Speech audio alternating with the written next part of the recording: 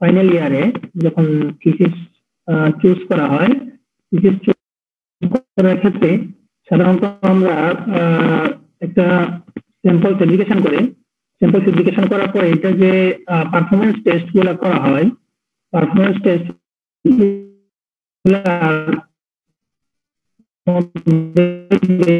বেশিরভাগ physical property, most of the case আমরা physical property মানে টেস্ট করি। এই জন্য সিরামিক্স এর ফিজিক্যাল প্রপার্টি এটার উপরে মানে ভালো নলেজ গ্যাদার করা এটা খুবই অপরিহার্য আর কি। তো এই জন্য সবার কাছে আমার প্রথম মেসেজ হলো এটা, তোমাদের যে ফিজিক্যাল সিরামিক্স কোর্সটা আছে, ফিজিক্যাল সিরামিক্স কোর্সটা প্রত্যেকটা কন্টেন্ট, প্রত্যেকটা চ্যাপ্টার, প্রত্যেকটা কন্টেন্ট ভালোভাবে পড়তে বলতেছি আর কি। ভালোভাবে পড়ে জিনিসগুলোকে বুঝতে হবে। যদি আমি বুঝতে পারি যে মেটেরিয়ালের ডাইইলেকট্রিক প্রপার্টি কিরকম হয়, ফেরোইলেকট্রিক প্রপার্টি কিরকম হয়, ফেরোম্যাগনেটিক প্রপার্টি কেমন হয়, হ্যাঁ, অপটিক্যাল প্রপার্টি কেমন হয়, তাহলে আমি পরবর্তীতে এই নলেজের বেসিসে নেক্সট আমার যে হায়ার কোর্স গুলো আছে, ফাইনাল ইয়ারের থিসিস থেকে শুরু করে অন্যান্য কোর্স গুলো, ওইগুলোর কনসেপ্ট গুলাও আমার বোঝা সহজ হয়ে যাবে। তো যা হোক, ডাইইলেকট্রিক সিরামিক্স এর মধ্যে আমার কন্টেন্টের মধ্যে আমি শুরু করতেছি ডাইইলেকট্রিক সিরামিক্স দ্বারা। আরেকটা বিষয় তোমাদের সবাইকে বলে রাখতেছি, সেটা হলো যে আমি চেষ্টা করব আগামী ফেব্রুয়ারি মাসের 20 তারিখের মধ্যেই তোমাদের কোর্সগুলোটা আমার অংশটা শেষ করে দেওয়ার জন্য, আগামী ফেব্রুয়ারি 20 তারিখের মধ্যে। এই জন্য আমার ক্লাস টেস্ট, যে 2টা ক্লাস টেস্ট নিব, এই ক্লাস টেস্ট গুলা খুব সম্ভব আমি শিডিউল যে ক্লাস আছে এইগুলোর বাইরে নিব, যেহেতু আমাকে একটু তাড়া আছে আমার ব্যক্তিগত ভাবে। এই জন্য আগামী 8 সপ্তাহের মধ্যে আমি কোর্সটা আমার অংশ শেষ করতে চাচ্ছি। এই জন্য প্রত্যেকেই আমি একটু রিকোয়েস্ট করবো যে প্রত্যেক স্টুডেন্ট, আমাদের এখানে আমি পার্টিসিপেন্ট আজকে কম দেখতেছি, পার্টিসিপেন্ট 30 জন আছে, কিন্তু সবাইকে ক্লাসে পার্টিসিপেট করতে আমি সবার প্রতি আমার একটা থাকবে, রিকোয়েস্ট থাকবে যেন পরবর্তী ক্লাস থেকে সবাই পার্টিসিপেট করতে পারে। কারণ এখানে যে বিষয়গুলা আমরা ইন্টারপ্রিট করবো, যে বিষয়গুলো আমরা ডিসকাস করবো, এগুলো very much important, very much important. এবং এই প্রপার্টি গুলাই আমাদের পরবর্তীতে অ্যাডভান্স সিরামিক্স এর কি প্রপার্টি হিসেবে আমরা মানে দেখতে পারবো আর কি। ওই জন্য আমি প্রথমে বলতেছি যে আমি 8 সপ্তাহের মধ্যে তোমাদের এই ক্লাসগুলো শেষ করার চেষ্টা করব, ফার্স্ট বিষয়। সেকেন্ড হলো যে ক্লাস টেস্ট, যে আমরা 2টা ক্লাস টেস্ট নিব, 2টা ক্লাস টেস্ট হলো এই 8 সপ্তাহের মধ্যেই শিডিউল ক্লাসের বাইরে অন্য কোনো দিন ক্লাস টেস্ট গুলো নেওয়ার চেষ্টা করব। এই আর তৃতীয় বিষয় হলো, যেহেতু অল্প সময় কোর্সটা শেষ করার চেষ্টা করবো, এই জন্য একটু চাপ হবে, একটু লোড হবে, কিন্তু ক্লাস গুলো যদি আমরা রেগুলারলি করি এবং একটু পড়াশোনা করে এসে ক্লাসে অ্যাটেন্ড করি, তাহলে আমাদের জন্য কনসেপ্ট গুলা মানে নেওয়াও সহজ হবে, কনসেপ্ট গুলা এগুলাতে মানে বোঝাও সহজ হবে, সহজে বুঝতেও পারবো এবং এটার বেসিসে পরীক্ষায় ভালো করতে পারবো আর কি। এই জন্য এই মেসেজটা শুরুতে আমি ক্লাসে শুরুতে সবাইকে বলতেছি। যাই হোক, এখন আমরা ক্লাসে ফিরে যাই। আমাদের ক্লাসে যে টপিক আজকে আমরা ডাইইলেকট্রিক সিরামিক্স নিয়ে পড়বো, এই লেকচারটা 2টা ক্লাসে আমরা ইনশাআল্লাহ শেষ করবো, আজকের ক্লাস এবং পরবর্তী দিন যে ক্লাস, 2 ক্লাসে এই লেকচারটা শেষ করবো। তো ডাইইলেকট্রিক সিরামিক্স এর পরিচয়ের বিষয়ে তোমরা যারা অডিয়েন্স আছো, কেউ যদি ডাইইলেকট্রিক সিরামিক্স এর বিষয়ে কিছু জেনে থাকো, তাহলে আমাকে আনমিউট করে রেসপন্স করতে পারো যে ডাইইলেকট্রিক সিরামিক্স এর বিষয়ে বা ডাইইলেকট্রিক সিরামিক্স এর বা মেটেরিয়ালস এর ডাইইলেকট্রিক প্রপার্টি বলতে কি বুঝি? কেউ আছো পার্টিসিপেন্টদের মধ্যে? হ্যালো, মেটেরিয়ালস এর ডাইইলেকট্রিক প্রপার্টি বলতে আমরা কি বুঝি? আমার ভাষায়, নিজের ভাষায় আমি কি বুঝি বা শুনেছি কিনা, বা এই বিষয়ে সামান্য জানাশোনা আছে কিনা, আমি এটা তোমাদের মধ্যে থেকে জানতে চাচ্ছি। কেউ জানো কিছু? স্যার সাধারণত ইনসুলেটর গুলো হচ্ছে স্যার সিরামিক ইনসুলেটর যেগুলো, সেগুলো স্যার ডাইইলেকট্রিক প্রপার্টি প্রদর্শন করে স্যার। আচ্ছা আচ্ছা, এটা একটা ঠিক আছে, এতটুকু কথাও ঠিক আছে।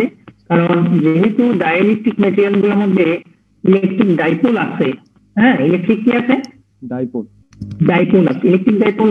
দ্যাট মিনস, আর যদি সহজভাবে বলি, তার মানে এটার একদিকে একটা আয়ন হোক বা টোটাল মলিকিউলটা হোক, মলিকিউলের কোনো এক অংশ যদি একদিকে কোনো এক সাইডে কোনো এক পোলে পজিটিভ চার্জের আধিক্য থাকে এবং অন্য পোলে নেগেটিভ চার্জের আধিক্য দেখা দেয়, তাহলে এই জায়গাতে কি হলো, একটা ডাইপোল ক্রিয়েট হলো।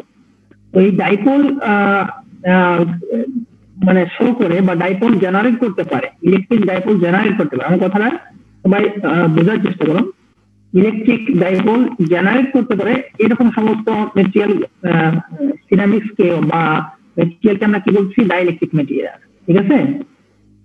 ডাইপোল জেনারেট করতে পারে।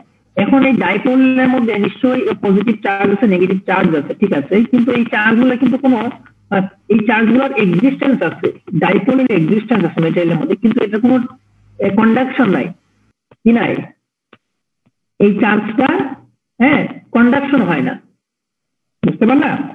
এটার কোনো পরিবহন হয় না, ট্রান্সফার হয় না, এটা কোনো ডিফিউশন হয় না। এই কারণে যেহেতু এটা চার্জ কন্ডাক্টর বা ট্রান্সপোর্ট নাই, চার্জ কন্ডাকশন বা চার্জ ট্রান্সপোর্ট হয় না এই মেটেরিয়ালের মধ্যে দিয়ে, সুতরাং এর মধ্যে কোনো ধরনের কি নাই, ইলেকট্রিক কন্ডাক্টিভিটি নাই, কিন্তু ডাইপোলের এক্সিস্টেন্স আছে, কিন্তু এটার কোনো কন্ডাক্টিভিটি নাই। এই জন্য যেহেতু এটা চার্জ কন্ডাক্টর হিসাবে কাজ করে না, বরং চার্জ স্টোরেজ হিসাবে কাজ করে, ডাইপোল স্টোরেজ হিসাবে কাজ করে, ওই কারণে আমরা সাধারণত ডাইইলেকট্রিক সিরামিক গুলা ইনসুলেশন পারপাজে ইউজ করা হয়, কারণ এর মধ্যে দিয়ে কোনো ইলেকট্রিক চার্জের কন্ডাকশন হয় না, এর মধ্যে কন্ডাক্টিভিটি নাই, এই জন্য ইনসুলেটর হিসাবে কাজ করে। এবং ডাইপোলের এক্সিস্টেন্সের কারণে, যেহেতু আমাদের ডাইপোলের এক্সিস্ট করে, তো এই কারণে এটা এই ডাইইলেকট্রিক মেটেরিয়াল গুলা সাইমultaneously চার্জ ক্যাপাসিটর হিসেবে আমরা ইউজ করে থাকি এবং এক্সটেন্সিভলি ইউজ করে থাকি না, নাওয়াডেজ এক্সটেন্সিভলি আমরা ইউজ করি ডাইইলেকট্রিক সিরামিক্সকে এজ এ চার্জ ক্যাপাসিটর। তো ঠিক আছে, আমরা সামনে একটু আগাইতে থাকি। তো এইখানে আসলে আমি এতক্ষণ যে মেসেজটা তোমাদেরকে বা যেই বেসিক নিয়ে একটু ডিসকাস করলাম, এই কথাগুলাই আসলে এখানে আছে। আর এই এডিশনালি এই কথাটাও এখানে আছে শেষের দিকে, যে আমরা যদি কোনো ম্যাটেরিয়াল ইউজুয়ালি ডাইপোল তার মধ্যে নাই, কিন্তু ডাইপোল জেনারেট কখন হবে, যদি আমি এখানে ইলেকট্রিক ফিল্ড অ্যাপ্লাই করি, তাহলে তার মধ্যে ডাইপোল জেনারেট হইতে পারে। অথবা কোনো ম্যাটেরিয়াল এমন আছে যার মধ্যে ডাইপোল এমনিতেই তার স্ট্রাকচার থেকে পায়, কিন্তু সেই ডাইপোল গুলোর ওরিয়েন্টেশনের জন্য আমরা একটা ফিল্ড অ্যাপ্লাই করি। একটা ফিল্ড অ্যাপ্লাই করলাম, তো ওই ডাইপোলটা একটা নির্দিষ্ট ওরিয়েন্টেশনে যায়। আবার যদি ইলেকট্রিক ফিল্ডকে আমি রিলিজ করে দিই, তাহলে ওরিয়েন্টেশনটা আবার কি হয়ে যায়, আবার আগের মতো হয়ে যায়, ওরিয়েন্টেশনটা আবার হয়ে দূর হয়ে রিমুভ হয়ে সে আবার আগের কন্ডিশনে ফিরে যায়। এই ডাইপোলটা অনেকটা ম্যাগনেটিক ডাইপোলের মতো। ম্যাগনেটিক ডাইপোল আমরা পড়ছি না আগে, ম্যাগনেটিক ডাইপোল, ম্যাগনেটিক ফিল্ড যখন অ্যাপ্লাই করি, তখন এই ম্যাগনেটিক ডাইপোল গুলো একটা নির্দিষ্ট সাউথ এবং নর্থ এই ডাইরেকশন বরাবর অ্যালাইন হয়, এবং যখন আবার রিলিজ করি তখন ম্যাগনেটিক ডাইপোলের অ্যালাইনমেন্টটা আবার রিমুভ হয়ে যায়। বুঝতে পারছো আমার কথাটা? হ্যালো, জি স্যার। আচ্ছা, ক্লাস বুঝা যাচ্ছে, ঠিক আছে।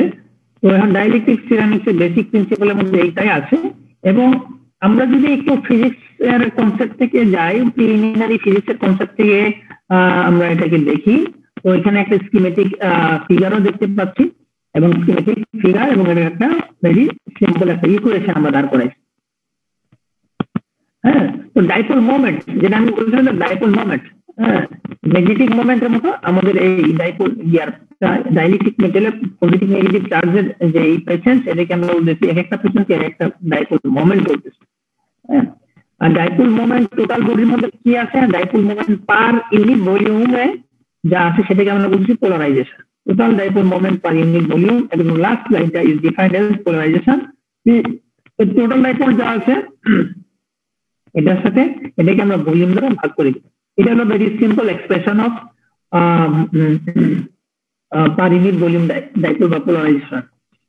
পোলারাইজেশন একটা সিম্পল ইকুয়েশন আমরা এখান থেকে পাইছি। এরপরে আমরা যেটা দেখতেছি, যে এখন একটা মেটেরিয়াল সিরামিক যদি সে পোলারাইজড হয়, হ্যাঁ পোলারাইজড হওয়া মানে তার মধ্যে ইলেকট্রিক ডাইপোলের উপস্থিতি আছে, ডাইপোল মোমেন্টের উপস্থিতি আছে।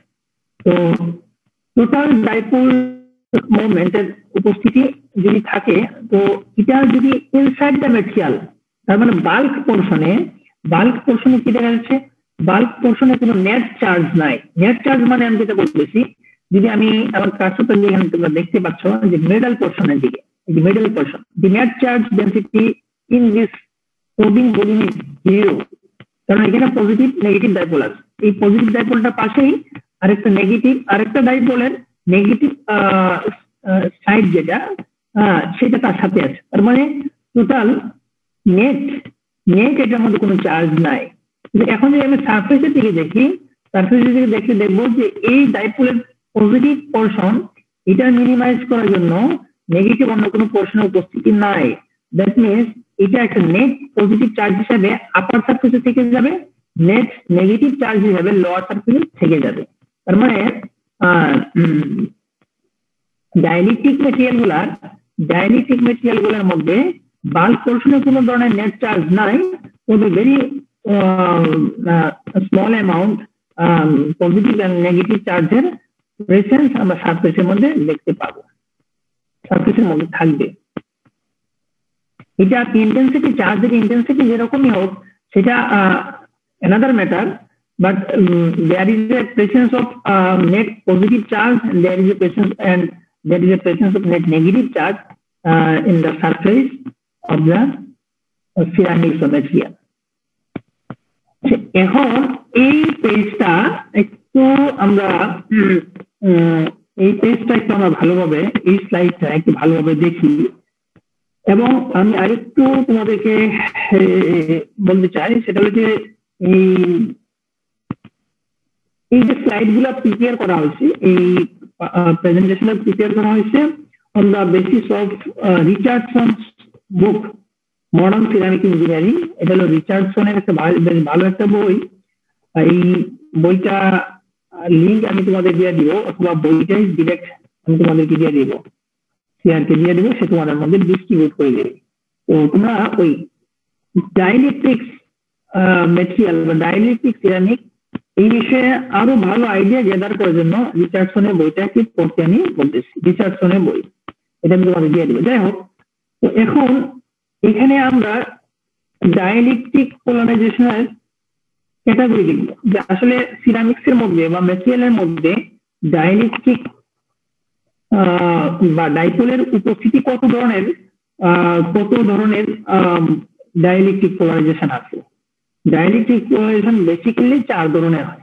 ডাইলেকট্রিক পোলারাইজেশন বেসিক্যালি 4 ধরনের হয়, যেটা আমরা লেফট সাইড যে ফিগারটা আমরা দেখতেছি, এই ফিগারের মধ্যে এই 4টা ক্যাটাগরি দেখা যাচ্ছে। Electronic, first type electronic dielectric polarization, ionic dielectric polarization, dipolar polarization এবং ইন্টারফেসিয়াল ডাইলেকট্রিক পোলারাইজেশন। এখন লেফট পোর্শনে আমরা দেখতেছি, এই যে ফিগারটা, এই ইমেজটার লেফট পার্টে আমরা দেখতেছি যে এখানে কোন ধরনের ডাইপোলের উপস্থিতি নাই। হ্যাঁ, ডাইপোলের উপস্থিতি নাই, মানে অ্যাপ্লাইড ফিল্ড বা অ্যাপ্লাইড এনার্জি 0। কিন্তু এখন যদি এটা মেটেরিয়ালটা এমন হয় যে তার মধ্যে কোন ধরনের field upon the application of electric field, upon the application of electric field, তো দেখা যাচ্ছে যে in one part পজিটিভ মানে নিউক্লিয়াস, নিউক্লিয়াস সামান্য তার পজিশন থেকে ডিসপ্লেস হয়ে লেফট সাইডে চলে আসছে।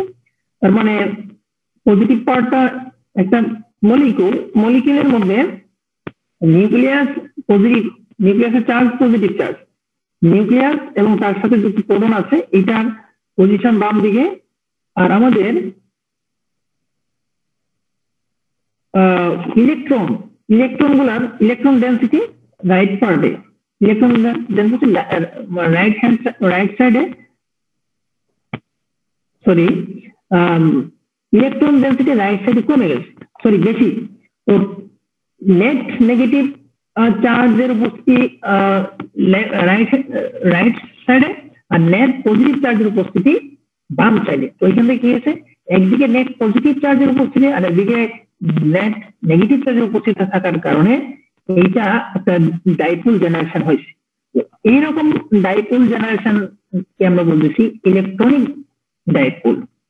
আর যদি আয়নিক বন্ডের কোনো মেটেরিয়াল হয়, এটা হলো জাস্ট একটা মলিকিউলের মধ্যে, মলিকিউল অথবা অ্যাটমের মধ্যে এই ফিনোমেনাটা ঘটতে পারে। ইলেকট্রনিক ডাইপোলটা কোথায় জেনারেট হতে পারে, ইলেকট্রনিক ডাইপোলটা কোথায় জেনারেট হতে পারে, ইলেকট্রনিক ডাইপোলটা জেনারেট হতে পারে কোনো একটা আয়ন অথবা মলিকিউলের মধ্যে। আর একটা যদি কোনো কম্পাউন্ড হয়, আয়নিক্যালি বন্ডেড কোনো মেটেরিয়াল হয়, আয়নিক্যালি বন্ডেড মেটেরিয়ালের মধ্যে পজিটিভ চার্জ এবং নেগেটিভ চার্জ, যেহেতু আয়নিক বন্ডেড আছে একদিকে পজিটিভ চার্জ একদিকে নেগেটিভ চার্জ আছে। এখন এই পজিটিভ এবং নেগেটিভ যে চার্জ আছে এইটা যদি electric field application and against upon the application of electric field, তো এর মধ্যে যদি বন্ড স্ট্রেচিং হয় যে নেট পজিটিভ এবং নেট নেগেটিভ, যে বন্ড স্ট্রেচিং ফিনোমেনা দ্বারা যদি একদিকে নেট পজিটিভ চার্জ একদিকে নেট নেগেটিভ চার্জ হয়, তাহলে সেখানে যে পোলারাইজেশনটা ঘটতেছে সেটাকে আমরা বলছি আয়নিক পোলারাইজেশন। এবং লাস্ট ওয়ান দা ডাইপোলার ডাইইলেকট্রিক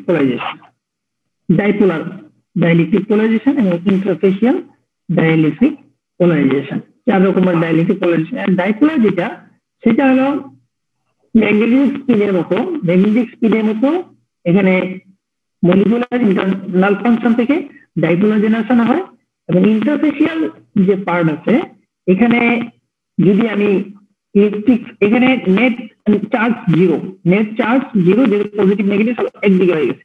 এখন এর মধ্যে যদি আপন দা অ্যাপ্লিকেশন অফ ইলেকট্রিক ফিল্ড, এর মধ্যে পজিটিভ চার্জ গুলা পজিটিভ একদিকে চলে যায়, নেগেটিভ চার্জ গুলো একদিকে চলে আসে। তো এখানে একদিকে নেট পজিটিভ চার্জ একদিকে নেট নেগেটিভ চার্জের সৃষ্টি হবে, নেট পজিটিভ চার্জ এবং নেট নেগেটিভ চার্জ সৃষ্টি হবে এবং এখান থেকে একটা ডাইপোল তৈরি হতে পারে। তো এই 4 রকমের ডাইইলেকট্রিক পোলারাইজেশন আছে, electronic dielectric polarization, electronic, ionic, dipolar এবং ইন্টারফেসিয়াল। এই 4 ধরনের ডাইইলেকট্রিক পোলারাইজেশনের ফেনোমেনা বা ক্যাটাগরি আছে। এখন আমাদের এই টোটাল পোলারাইজেশন হলো কি ইলেকট্রনিক প্লাস কি আয়নিক প্লাস কি ডাইপোলার প্লাস কি ইন্টারফেসিয়াল। একটা ম্যাটেরিয়ালের মধ্যে আমি দেখবো যে টোটাল পোলারাইজেশন কিন্তু মেজার করতে চাই, এই 4 ধরনের পোলারাইজেশন এর সামেশনকে আমাকে নিতে হবে। তো সেকেন্ড যে গ্রাফটা আমরা দেখতেছি, গ্রাফ বা একটা ফিগার দেখতেছি, সেখানে হলো যে ফ্রিকোয়েন্সি ডিপেন্ডেন্ট পোলারাইজেশন, ফ্রিকোয়েন্সি এগেইনস্টে পোলারাইজেশন কতটুকু ডিপেন্ডেন্ট আছে। তো আসলে এইখান থেকে আমরা যে জিনিসটা দেখতে পাচ্ছি সেটা হলো সবচেয়ে বেশি electronic type frequency, electronic polarisation যেটা ডাইপোলের মধ্যে ইলেকট্রনিক পোলারাইজেশন যেটা, সেটা সবচেয়ে বেশি ফ্রিকোয়েন্সি ইন্ডিপেন্ডেন্ট। ফ্রিকোয়েন্সির উপরের মধ্যে সবচেয়ে বেশি ডিপেন্ডেন্স ছিল ইন্টারফেসিয়াল চার্জ, তার মানে 4th ক্যাটাগরি বা ইন্টারফেসিয়াল যে ডাইপোল আছে সেটা সবচেয়ে বেশি ফ্রিকোয়েন্সির উপর ডিপেন্ডেন্ট। অল্প ফ্রিকোয়েন্সি, এই রেঞ্জের ফ্রিকোয়েন্সির মধ্যে তার একটা বিরাট পরিবর্তন আছে। আর ডাইপোলার যেটা এরপরে আয়নিক এরপরে এবং সবচেয়ে কম insensitive to the frequency change, সবচেয়ে লোয়েস্ট ক্যাটাগরি বা সবচেয়ে lowest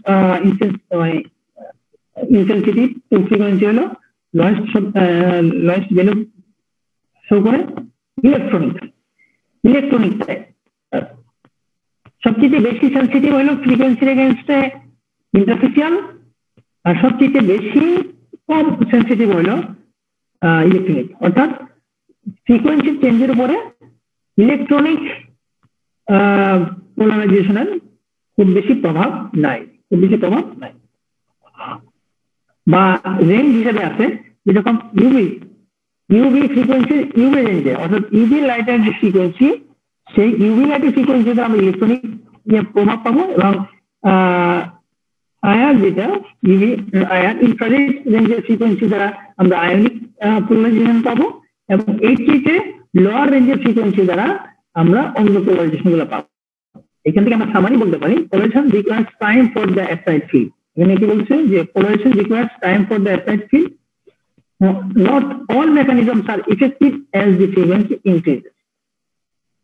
The peaks in ionic region corresponds to the absorption frequency of the material, also called resonance frequency.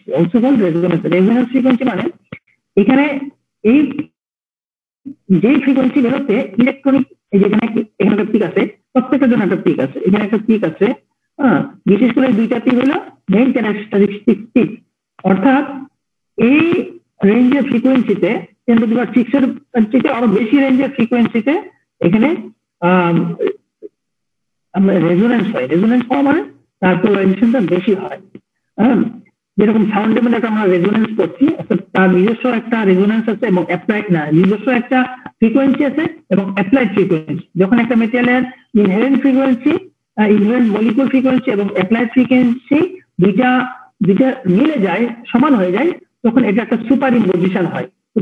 এর মধ্যে রেজোনেন্স তৈরি হয়। রেজোনেন্স হওয়ার কারণে এবং রেজোনেন্স ফেনোমেনা ঘটে, এবং রেজোনেন্স ফেনোমেনার কারণে এখানে পোলারাইজেশন বিলটা অর্থাৎ ওই প্রপার্টির সবচেয়ে বেশি হয়। সাউন্ডের রেজোনেন্স আছে, তারপরে আমরা এর আগে দেখছি। এখন এটা হলো ডাইপোলের পোলারাইজেশনের রেজোনেন্স।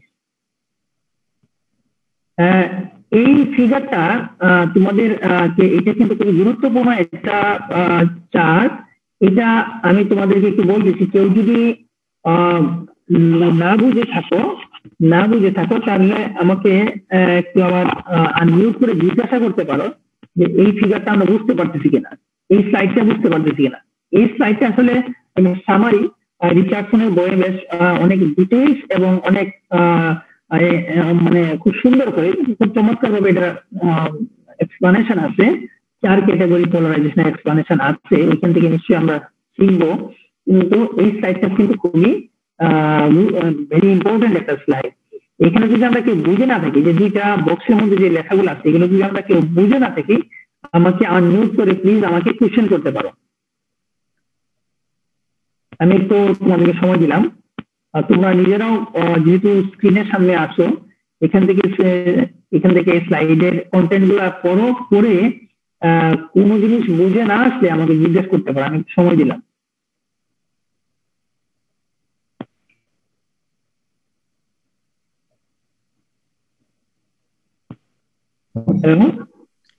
স্যার, হ্যাঁ স্যার রেজোন্যান্স ফ্রিকোয়েন্সির সাথে কিভাবে কানেক্টেড, ওইটা যদি একটু আরেকবার বুঝাইতেন। আমি যেটা বললাম যে রেজোন্যান্স, তোমরা এর আগে যে সাউন্ডের ক্ষেত্রে দেখছো, মানে সাউন্ড তো একটা ওয়েভ, তাই না? সাউন্ডের একটা ফ্রিকোয়েন্সি আছে, তাই না? তো আমি সাউন্ডের ক্ষেত্রে দেখতাম, মানে যেটা আমরা ইন্টারমিডিয়েট একটা কনসেপ্টে পড়ছি, বা যাই হোক এটা আমরা ফিজিক্স এর কনসেপ্টে পড়ছি বা ফিজিক্স এর কোনো জায়গায়, যে একটা সাউন্ডের একটা মেটেরিয়ালের উপর যখন সাউন্ড ফ্রিকোয়েন্সি, সাউন্ডের একটা নির্দিষ্ট ফ্রিকোয়েন্সি থাকে, সাউন্ডের একটা ফ্রিকোয়েন্সি বা ভাইব্রেশন, তো এটাকে যখন আমি অ্যাপ্লাই করলাম, তো অ্যাপ্লাই করার সময় যখন ওই ফ্রিকোয়েন্সিটা ওই মেটেরিয়ালের উপরে অ্যাক্টিভেট হলো, তো তার ইন্টারনাল ফ্রিকোয়েন্সি আর আমার অ্যাপ্লাইড ফ্রিকোয়েন্সি যা মিলে, ইন্টারনাল ফ্রিকোয়েন্সিটাকে সাধারণত বলে যে পার্টিকেল ভেলোসিটি বা পার্টিকেল ফ্রিকোয়েন্সি, যাই হোক। তো এই দুটা যখন ফ্রিকোয়েন্সি সেম হয়ে যায়, তখন এখানে সুপার ইম্পোজিশন হয়। একটা ফ্রিকোয়েন্সি আর একটা ফ্রিকোয়েন্সি সুপার ইম্পোজ হয়ে এই টোটাল ফ্রিকোয়েন্সিটা বেড়ে যায়। টোটাল ফ্রিকোয়েন্সি বেড়ে যাওয়ার কারণে ওইখানে এই ফেনোমেননটাকে বলে রেজোনেন্স। তো সিমিলারলি এখানে যখন আমি বাইরে থেকে আমি ফ্রিকোয়েন্সি অ্যাপ্লাই করতেছি, ফ্রিকোয়েন্সি একটা ওয়েভ, তো যেই ফ্রিকোয়েন্সিটা আমি অ্যাপ্লাই করতেছি, যেই ভ্যালু ফ্রিকোয়েন্সি অ্যাপ্লাই করতেছি, সেই ফ্রিকোয়েন্সি ভ্যালু এবং মেটেরিয়াল, যে ডাইইলেকট্রিক মেটেরিয়াল, ওই ডাইইলেকট্রিক মেটেরিয়ালের ইন্টারনাল ফ্রিকোয়েন্সি বা ডাইপোলগুলার ফ্রিকোয়েন্সি, ওইগুলো যদি সুপার ইম্পোজ হয়ে মানে সেম ভ্যালু লেভেলে চলে আসে, তখন টোটাল ফ্রিকোয়েন্সি ভ্যালুটা অনেক বেড়ে যায়। ওই জায়গাটাকে বলে রেজোন্যান্স ফ্রিকোয়েন্সি। এই জন্য দেখা যাচ্ছে, এই যে আমার চার্টটা একটু খেয়াল করে, যে এই যে ইলেকট্রনিক যে এরিয়াটা, ইলেকট্রনিক যে রেঞ্জ, এই ইলেকট্রনিক পোলারাইজেশন আমরা কখন পাই? মোটামুটি 10⁻⁴ 10 থেকে না 10 টু দি পাওয়ার 14 থেকে 10 টু দি পাওয়ার 14 থেকে 10 টু দি পাওয়ার 16 বা আরো বেশি 10 টু দি পাওয়ার 17 পর্যন্ত বলতে পারি, এই ফ্রিকোয়েন্সিতে আমরা ইলেকট্রনিক পোলারাইজেশন পাই। এর আগে বা পরে ইলেকট্রনিক পোলারাইজেশন মেটালের মধ্যে পাওয়া যায় না। এখন এই রেঞ্জের মধ্যে কিন্তু একটা পিক ভ্যালু আছে, ফ্রিকোয়েন্সি পোলারাইজেশনের একটা পিক ভ্যালু আছে। পোলারাইজেশনের পিক ভ্যালুটা কখন হচ্ছে? পোলারাইজেশন সবচেয়ে হাইয়েস্ট কখন হয়ে গেছে? যখন এখানে আমি 10 টু দি পাওয়ার 16 এর চেয়ে বেশি একটা ফ্রিকোয়েন্সি দিচ্ছি, 10 টু দি পাওয়ার 16 এর চেয়ে বেশি ফ্রিকোয়েন্সি দিচ্ছি। তো এটাকে আমি যদি বলি 10 টু দি পাওয়ার 17, এই 10 টু দি পাওয়ার 17 এর ফ্রিকোয়েন্সিটাই হলো রেজোনেন্স ফ্রিকোয়েন্সি, যেই ফ্রিকোয়েন্সিতে আমরা হাইয়েস্ট পোলারাইজেশন পাইছি। সিমিলারলি যদি আমি আয়নিক পোলারাইজেশনের জন্য দেখি, তাহলে দেখা যাচ্ছে এখানে 10 টু দি পাওয়ার 13 মোটামুটি এই ফ্রিকোয়েন্সি বেরোতে আমরা আয়নিক পোলারাইজেশনের হাইয়েস্ট ভ্যালু পাইছি। এই জন্য এটাকে আমরা বলতেছি আয়নিক পোলারাইজেশনের জন্য রেজোনেন্স ফ্রিকোয়েন্সি। আয়নিক পোলারাইজেশনের জন্য রেজোনেন্স ফ্রিকোয়েন্সি একটা আলাদা, এবং ইলেকট্রনিক পোলারাইজেশনের জন্য রেজোনেন্স ফ্রিকোয়েন্সি ভ্যালু আলাদা, যেহেতু এটা আলাদা আলাদা পোলারাইজেশন। তোমরা বুঝে থাকলে বলো, মনে হয় বুঝতে পারার কথা মনে হয়। বুঝেছো? ঠিক আছে, ক্লিয়ার হয়েছে? তাহলে আমি পরের স্লাইডে গেলাম। অর্থাৎ এখানে দুইটা রেজোনেন্স ফ্রিকোয়েন্সি আছে, একটা হলো ইলেকট্রনিক পোলারাইজেশন, একটা রেজোনেন্স ফ্রিকোয়েন্সি। এটা হলো একদম এই পিকটা যেখানে আমরা কার্সরটা রাখছি, আর আয়নিক পোলারাইজেশনের জন্য একটা রেজোনেন্স ফ্রিকোয়েন্সি, সেটা হলো এই পিক ভ্যালু। অর্থাৎ এই ভ্যালুর ফ্রিকোয়েন্সিতে হাইয়েস্ট পোলারাইজেশন পাওয়া যায়, কারণ এই ফ্রিকোয়েন্সি এবং এই অ্যাপ্লাইড ফ্রিকোয়েন্সি এবং ইন্টারনাল ফ্রিকোয়েন্সি ম্যাটেরিয়ালের দুটা ফ্রিকোয়েন্সি সুপারইম্পোজ হয়ে ফ্রিকোয়েন্সি ভ্যালুটা বেড়ে যায়।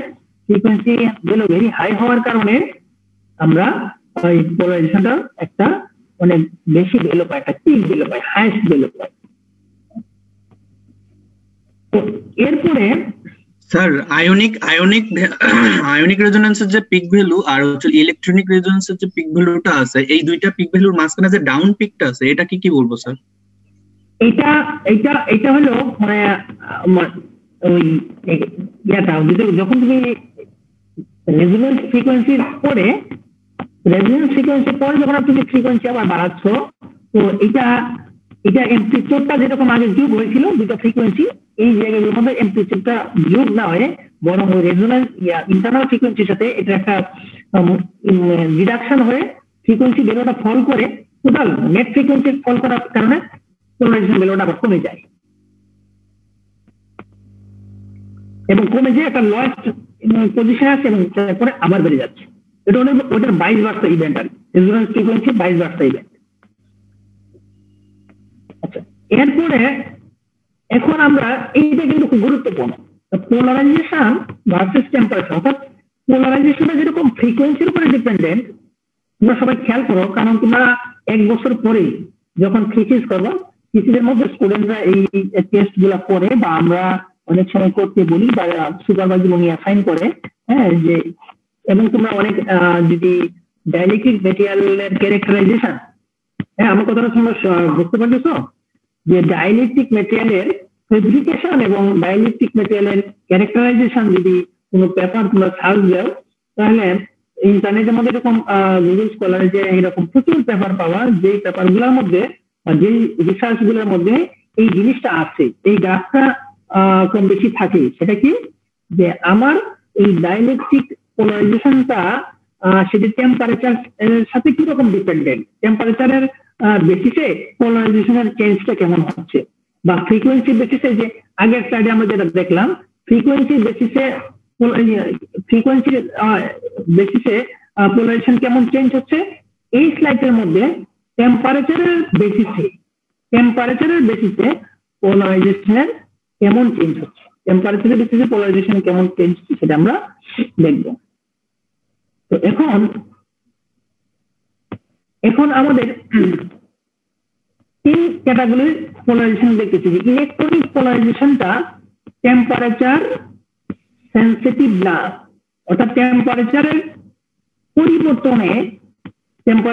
পরিবর্তনে ইলেকট্রনিক পোলারাইজেশনের কোনো পরিবর্তন হয় না। That means this electronic polarization is insensitive to temperature change. আমি এগেইন রিপিট করতেছি, electronic polarization is insensitive to temperature change. আচ্ছা, এটা কজটা কি, এটা কজ বা এটা রিজনটা কি, এটা আমরা রিসার্চ এখানে আমি তোমাদেরকে বলতেছি যে প্রত্যেকটা স্লাইড কিন্তু একটা কোশ্চেন। হ্যাঁ, প্রত্যেকটা স্লাইড একটা ব্রড কোশ্চেন, তোমাদেরকে খুব কেয়ারফুল থাকতে হবে, রিসার্চের বইটি ভালোভাবে পড়তে হবে। প্রত্যেকটা স্লাইডে যে কন্টেন্ট গুলা আমি ভেরি শর্টলি দেখাইছি, কন্টেন্ট গুলা খুব শর্টলি দেখানো হয়েছে, কিন্তু এটার এক্সপ্লেনেশনটাও অনেক চমৎকার এবং এক্সপ্লেনেশন কিন্তু অনেক বড় এক্সপ্লেনেশন। এটা তোমাদের রিসার্চের বই থেকে খুব সুন্দর করে পড়ে নিতে হবে, রিসার্চের বই খুব ভালোভাবে এটা এক্সপ্লেনেশন দেওয়া হয়েছে। তো ইলেকট্রনিক পোলারাইজেশনটা হলো কিসের সাপেক্ষে, টেম্পারেচারের সাপেক্ষে ইনসেন্সিটিভ। কজটা কি, কারণটা কি, কারণটা এখানে ব্যাখ্যা করা আছে। যেহেতু এটা ইলেকট্রনিক পোলারাইজেশন, একটা ইলেকট্রনের মধ্যে নিউক্লিয়াস একদিকে চলে যায় এবং সামান্য কেউ একদিকে যায়, এবং ইলেকট্রন ক্লাউড গুলা সামান্য একটু একদিকে সরে আসে, যেখান থেকে ইলেকট্রনিক পোলারাইজেশন জেনারেট হয়। তো সেটা টেম্পারেচারের সাপেক্ষে কোনো এটার পরিবর্তন নেই, কারণ এটা হলো টোটালি ইন্টারনাল প্রপার্টি, টোটালি একদম মলিকুলার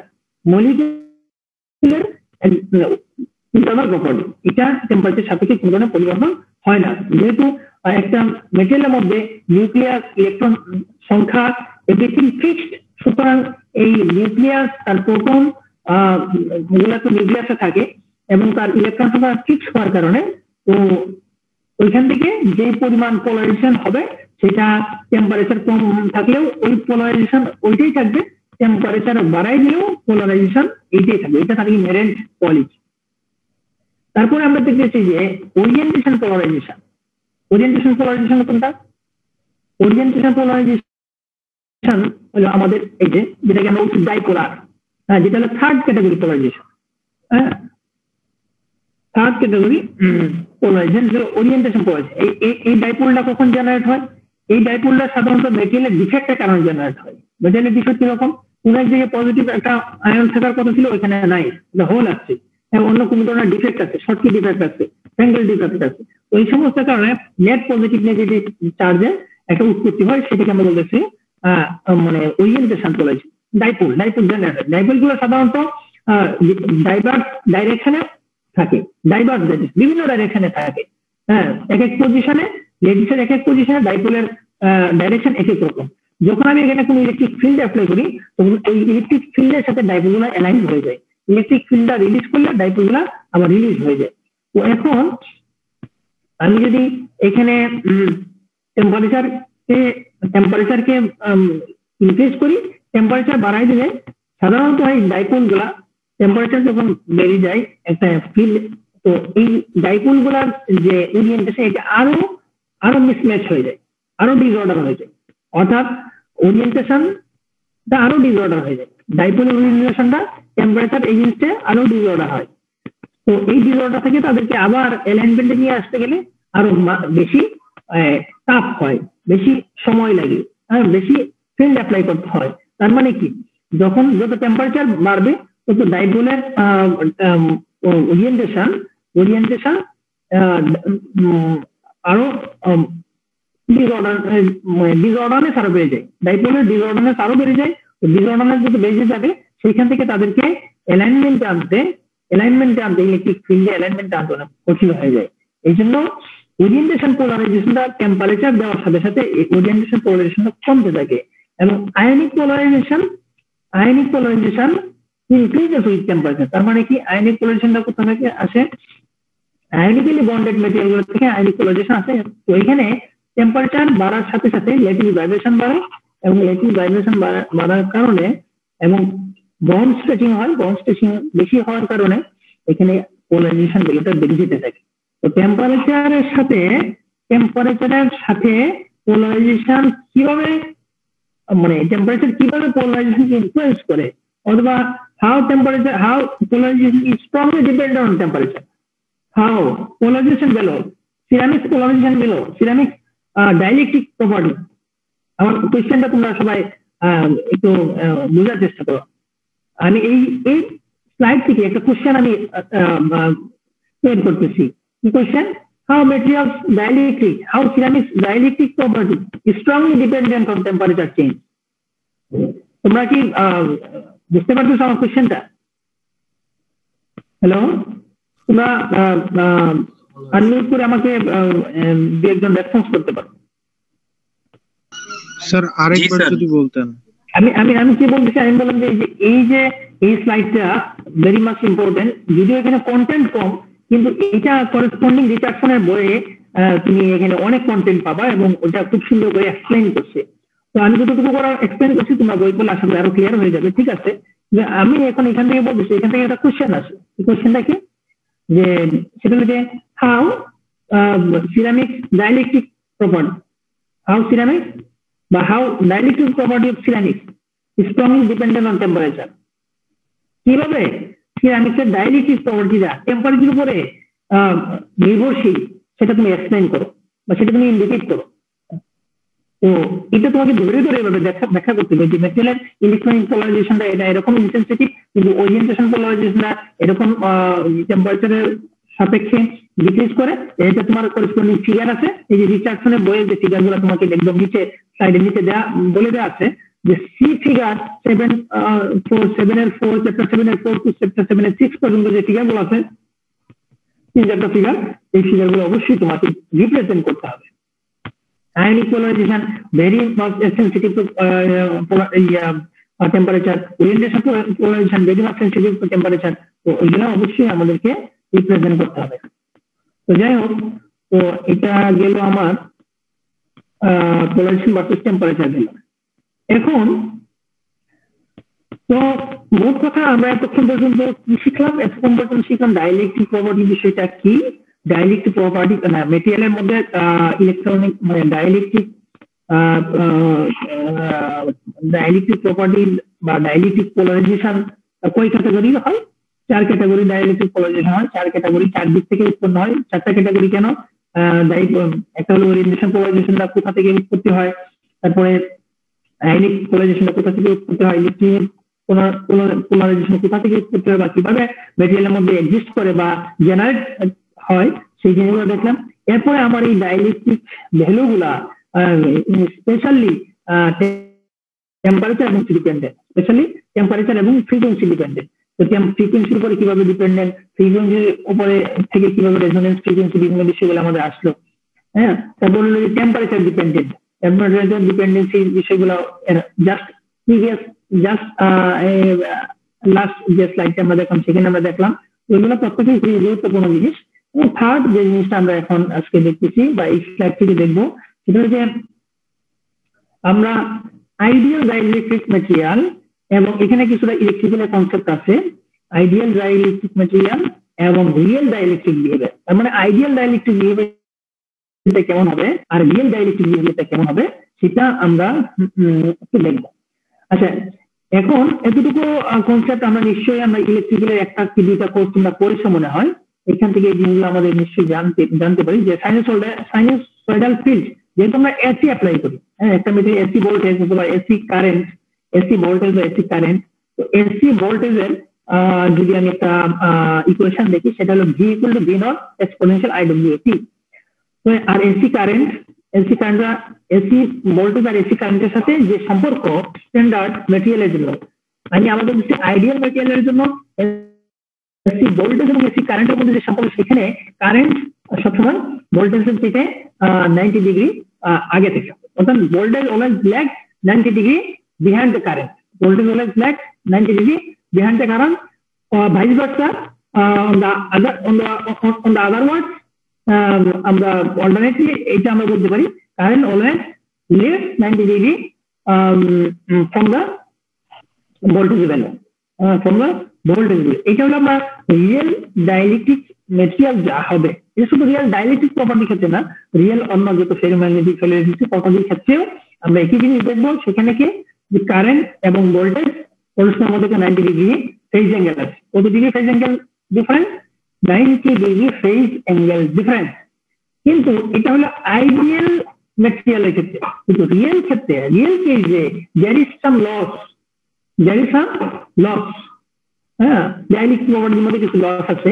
ডাইলেকট্রিক যে আউটপুট আমরা পেতে চাই, যে আউটপুটটা আমরা একটা মেটেরিয়াল থেকে পাওয়ার কথা ছিল, বা যে ডাইলেকট্রিক বা ডাইপোল ভ্যালুটা পাওয়ার কথা ছিল, ডাইপোল মোমেন্টের পাওয়ার কথা ছিল, অতটুকু ডাইপোল মোমেন্ট আমরা পাই না, কারণ এখানে কিছু ডাইপোলের লস হয়, কিছু ডাইলেকট্রিক লস আছে, লস থাকার কারণে সেখানে ইকুয়েশনটা একটু চেঞ্জ কি হয় সেখানে, যে এখানে আমরা দেখালাম আইডিয়াল ক্ষেত্রে কারেন্ট ভোল্টেজের মধ্যে ফেজ অ্যাঙ্গেল ডিফারেন্স 90 ডিগ্রি থাকে, কিন্তু ওই রিয়েল কেজে কারেন্ট ভোল্টেজের মধ্যে ফেজ অ্যাঙ্গেলের ডিফারেন্স 90 ডিগ্রি থাকে না, বরং আরেকটু কমে যায়, ফেজ অ্যাঙ্গেল ডিফারেন্স আরেকটু কমে যায়। তাহলে এখন আমরা এই স্লাইডের মধ্যে আছি পাওয়ার। তো এইখান থেকে এই স্লাইডের সূত্র ধরে আমরা যদি পাওয়ার ডিসিপেশন, কি পরিমাণ পাওয়ার আমার লাগবে, power dissipation in an ideal dielectric, একটা ডাইলেকট্রিক মেটেরিয়ালের মধ্যে যদি আমি কারেন্ট অ্যাপ্লাই করি, এসি কারেন্ট অ্যাপ্লাই করার পরে যদি এখানে আমার ইলেকট্রিক ফিল্ড অ্যাপ্লাই করি, ইলেকট্রিক ফিল্ড অ্যাপ্লাই করার পরে কিন্তু কি পরিমাণ পাওয়ার কনজিউম হইলো, পাওয়ার কনজাম্পশনটা আমরা এখান থেকে এই ইকুয়েশন থেকে আমরা দেখি। ফাইনালি আমাদের for an ideal dielectric, আমার কাছেটা দেখো এই লাইনটা খেয়াল করো, for an ideal dielectric with no loss of charging current, the power dissipated inside the dielectric must be zero. Power dissipated inside the dielectric must be zero. What it means is that during the first cycle the capacitor charges completely, and during the other cycle it completely discharges without any loss of charge. It is like a mass perfectly oscillating under gravity on a perfect spring.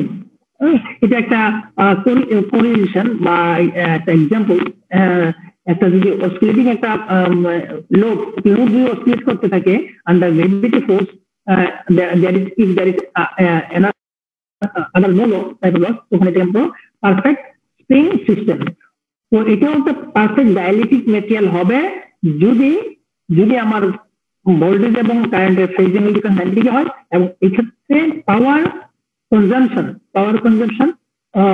হলো মানে power dissipation, it is not consumption, very sorry, consumption না, consumption হলো কতটুকু পাওয়ার সে এখানে consume করলো তা না, বরং কতটুকু পাওয়ার তার এখানে অপচয় হলো, পাওয়ার ডিসিপেশন, তো এখানে কোনো আমার অপচয় নাই, যেহেতু এটা আইডিয়াল ডাইলেকট্রিক ম্যাটেরিয়াল সেক্ষেত্রে কোনো পাওয়ার অপচয় নাই। আমি পাওয়ার দিব ক্যাপাসিটির ক্ষেত্রে, তো পাওয়ার ফার্স্ট সাইকেল দিব, সাইনোসয়েডের ফার্স্ট ফেজ একটা সাইনোসয়েডাল কারেন্টের পজিটিভ বা একটা ফেজ দিব, তো চার্জ হয়ে যাবে, এবং during the other cycle negative cycle, positive cycle or সাইনোসয়েডালের বা যে কারেন্ট ভোল্টেজ সেই তার মধ্যে half part positive half part negative, আবার হাফ পার্ট পজিটিভ আবার হাফ পার্ট নেগেটিভ, তো টোটাল সাইকেলের হাফ পার্ট পজিটিভ যে সময় কমপ্লিটলি চার্জ হবে, ওই সাইকেলের নেগেটিভ পোরশন অ্যাপ্লিকেশনের সময় এই টোটালি ডিসচার্জ হবে, that is no charge loss, এটা হলো ডাইলেকট্রিক ম্যাটেরিয়ালের ক্ষেত্রে কোনো পাওয়ার ডিসিপেশন হবে না। তাহলে আমি আবার তোমাদের এই দুটো স্লাইড থেকে জিজ্ঞাসা করছি, এখান থেকে তোমরা সামারি হলো রিয়েল ডাইলেকট্রিক ম্যাটেরিয়ালের মধ্যে পাওয়ার ভোল্টেজ কারেন্ট ভোল্টেজের মধ্যে ফেজ অ্যাঙ্গেল ডিফারেন্স 90 ডিগ্রি, এটা আইডিয়াল কেস, এবং এই ক্ষেত্রে পাওয়ার ডিসিপেশন অর্থাৎ কোনো রকম এনার্জির লস নাই, পাওয়ার ডিসিপেশন জিরো, মানে there is no energy loss, there is no electric energy loss, এটা আইডিয়াল কেস। এখন যদি আমি রিয়েল কেস চিন্তা করি, বিহেভিয়ার অফ রিয়েল ডাইলেকট্রিক, তো there is some loss, loss current দুইটা সোর্স লসের, long range migration of charges due to ohmic conduction and is frequency independent or DC in nature. আমরা ohmic conduction যেটা usually আমরা DC current apply করলে যেটা আমরা দেখি, লং চার্জ যখন একটা লং রেঞ্জ লং পাথ সে পাস করে, তখন during the passage of charges or during the conduction of charges there is some natural loss, it's a natural loss হবে। And dissipation of energy due to dipole rotation or oscillation, as they are always in certain internal to their movement due to their mass. Inertial. There is certain inertial to their movement due to their mass. This contribution is time dependent, frequency dependent. So time and frequency dependent, and the dissipation of energy due to dipole rotation. এটা হলো loss. এখন এই situation থেকে আমরা যেটা দেখতে পাচ্ছি, এই ইকুয়েশন থেকে আমরা যেটা দেখতে পাচ্ছি সেটা হলো যে অ্যাজ ইউজুয়াল আমি আগেই বলছিলাম যে ক্যারেক্টারিস্টিক কারেন্ট এটা হলো আমার রিয়েল কেস ICH এবং ভোল্টেজ ICH এবং ভোল্টেজ এই দুটো আমার ফেজ অ্যাঙ্গেল ডিফারেন্স 90 ডিগ্রি থাকার কথা, 90 ডিগ্রি থাকে ideal dielectric material, but there is no ideal dielectric material in practical case. In practical case, there is no any ideal behavior. There is no any ideal dielectric behavior. There is no any ideal dielectric behavior in practical case, in real case. তো সেই ক্ষেত্রে কি করে, আমি যেটা আগে repeat করছিলাম যে সেই ক্ষেত্রে কারেন্টটা যেখানে ভোল্টেজ থেকে 90 ডিগ্রি লিডিং অ্যাঙ্গেলে থাকার কথা ছিল, current always leads 90 degree phase angle to compared to the voltage, সেইটা থেকে সামান্য কম হয়ে যায়। রিয়েল কেজে I যেটা রিয়েল কারেন্ট 90 ডিগ্রি লিডিং অ্যাঙ্গেলে না থাকে, লিডিং অ্যাঙ্গেলটা আরেকটু কম হয়। সুতরাং 90 ডিগ্রি থেকে যতটুকু পিছনে সে সরে আসে এইটা হলো তার, এই ভ্যালুটা হলো তার জন্য লস, এই ভ্যালুটা হলো তার জন্য লস। তার মানে tan ডেল্টা, আমরা হলো tan ডেল্টাটা হলো আমাদের ডাইলেকট্রিক লস।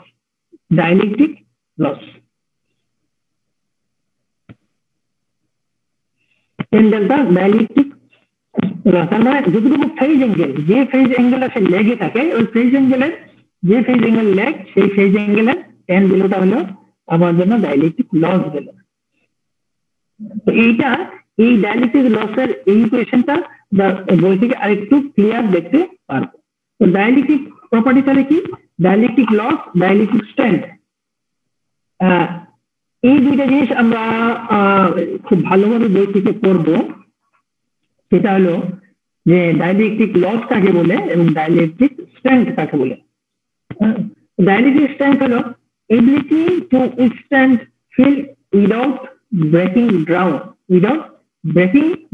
যে কতটুকু পরিমাণ ইলেকট্রিক ফিল্ডের হাইয়েস্ট কতটুকু ভ্যালু পর্যন্ত সে টলারেট করতে পারে উইদাউট ব্রেকিং ডাউন, কতটুকু পর্যন্ত সে value tolerate, dielectric strength. and dielectric strength এই breaking down two types category, electronic breaking down and thermal breaking down. Electronic breaking down মানে কি, মানে কতটুকু ইলেকট্রিসিটি প্যাসেজকে সে টলারেট করতে পারে,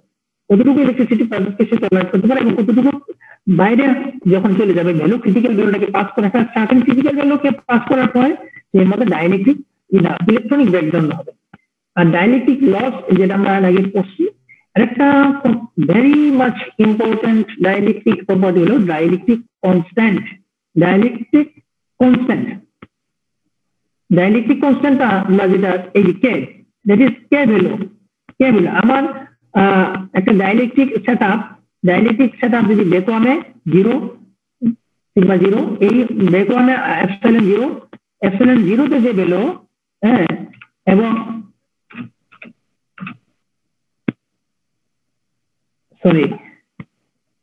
রেশিও টু দ্য মেটেরিয়াল, একটা ভ্যাকুয়াম বা একটা ফ্রি স্পেস, ইয়ারের দুই পাশে যদি আমি যেটা ক্যাপাসিটর, মানে একটা ক্যাপাসিটর সিস্টেম এমন তৈরি করি যার একদিকে পজিটিভ একদিকে নেগেটিভ, এবং মাঝখানে হলো ইয়ার মেটেরিয়াল, একদিকে ইলেকট্রোড পজিটিভ এনোড একদিকে cathode, solid electrode anode cathode, একদিকে পজিটিভ চার্জ একদিকে নেগেটিভ চার্জ ইলেকট্রিক, মাঝখানে যদি ইয়ার থাকে, এই অবস্থায় তার যে ডাইলেকট্রিক ভ্যালু যেটি এপসাইলন 0, আর এই এখন এই ইয়ারের সাবস্টিটিউট যদি আমি যে মেটেরিয়ালটা আমার হাতে এখন, বা যে সিরামিক্সের আমি প্রপার্টি মেজার করতে চাই, সেই সিরামিক্সের তাকে এখন ওই জায়গাটাকে রেখে তারপরে আবার আমি এখানকার এপসাইলন ভ্যালু নিয়ে যাই, তো ওই দুটা রেশিও করলে যে ভ্যালুটা হবে সেটাকে আমরা বলছি ডাইলেকট্রিক কনস্ট্যান্ট। তো ডাইলেকট্রিক প্রপার্টির মধ্যে আমরা কি দেখলাম, এটা হলো dielectric strength, dielectric loss and dielectric constant. Dielectric strength, dielectric loss, dielectric constant, এই তিনটা ডাইলেকট্রিক প্রপার্টি আছে। এইগুলার সংজ্ঞা, তাদের ডেফিনেশন, তাদেরকে কিভাবে ফিজিক্স থেকে কিভাবে রিপ্রেজেন্ট করা হয়, ফিজিক্স থেকে তাদের ইকুয়েশন এবং সাথে ফিগার উইথ এক্সাম্পল, এটা আমাদের রিচার্ডসনের বই আছে, সেখান থেকে আমরা অবশ্যই দেখে the electric loss, the electric breakdown. Breakdown যে এখানে ইলেকট্রিক ফিল্ড দিতেছি, আইভি এর একটা আছে ইলেকট্রিক ব্রেকডাউন, আইভি প্লট অর্থাৎ কারেন্ট ভোল্টেজ প্লট। আমি এখানে ইলেকট্রিক ফিল্ড অ্যাপ্লাই করছি, ইলেকট্রিক ফিল্ডের একটা ক্রিটিক্যাল ভ্যালু সিআরআইটি, একটা ক্রিটিক্যাল ভ্যালুর পরে এটা ব্রেকডাউন হয়ে যায়, তাহলে এটাকে বলে ইলেকট্রনিক ব্রেকডাউন। এটাকে আমরা বলতেছি ইলেকট্রনিক ব্রেকডাউন। এরপরে ড্যামেজ হয়ে যাবে, টোটাল ম্যাটেরিয়ালটা ড্যামেজ হয়ে যায়, অর্থাৎ ইলেকট্রিক ফিল্ডের ভ্যালুটা ক্রিটিক্যাল ভ্যালু পার হয়ে গেছে, এখন সে আর ইলেকট্রিক ফিল্ডটাকে টলারেট করতে পারছে না, এখন তার ড্যামেজ হয়ে যায়। তো আজকের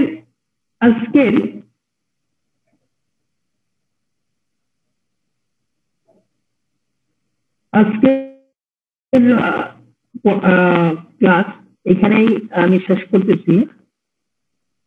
ডাইলেকট্রিক ব্রেকডাউন এই পর্যন্ত আমরা আজকে রাখতে চাচ্ছি। নেক্সট ক্লাস হলো তোমাদের বুধবার 6 তারিখ। Hello Arif, Rifat here. G sir. Hello, এই নেক্সট 6 তারিখে আমার পরীক্ষা ডিউটি আছে এই টাইমে, বুঝলা? জি স্যার।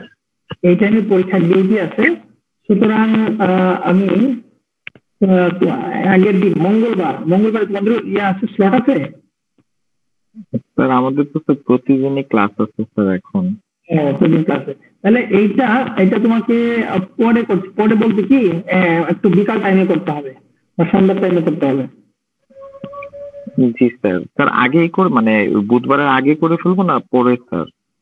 বুধবার দিনে অথবা এটা হতে পারে যে তোমার থাকলেও তুমি অন্য কোনো দিনে নিতে হবে, হয় বুধবার রাতে নিতে পারো। বুধবার রাতে বলতে 6টায়, সন্ধ্যা 6টায়, ঠিক আছে? মঙ্গলবার বিকালে আমাদের ল্যাব নাই স্যার, ওই দিন যদি হয় বিকালবেলা কঠিন হয়ে যায়। মঙ্গলবার বিকালে? হ্যাঁ জি স্যার। আচ্ছা ঠিক আছে, মঙ্গলবার বিকালে তোমাদের ফাঁকা আছে? হ্যাঁ ঠিক আছে, আমার মাথায় রাখলাম, জানাই দিও। হ্যাঁ ঠিক আছে। তো এখন তোমাদের কাছে একই কথা হলো যে তোমরা করো, তোমরা চ্যাট বক্সে দাও, রুল নাম্বার গুলো প্রত্যেকে দিয়ে দাও কুইক। হ্যাঁ চ্যাট বক্সে প্রত্যেকে রুল নাম্বার দিয়ে দিতে। হ্যাঁ ব্যাপার।